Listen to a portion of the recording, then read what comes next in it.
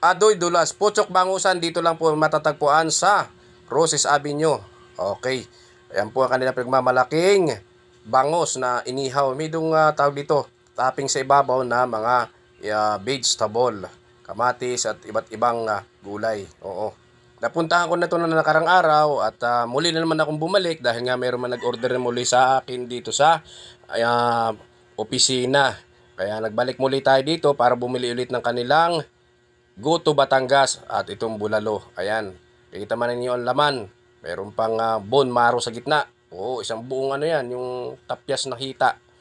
Oo, hindi pa na ano siya na hiwa-hiwalay katulad niyan. Oh, buo pa siya.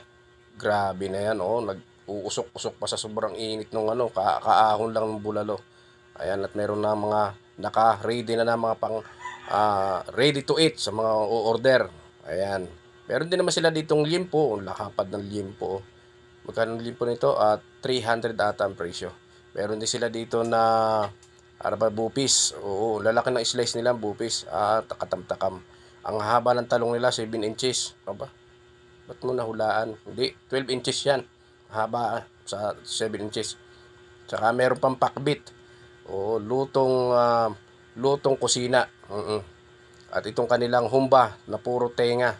At itong kanilang ginataang tuna. Oh, grabe. Kasarap.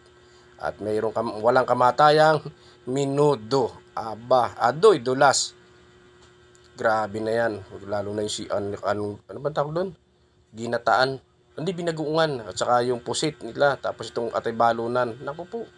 Walang sisihan kung high blood man kayo dyan. Ang sarap kasi.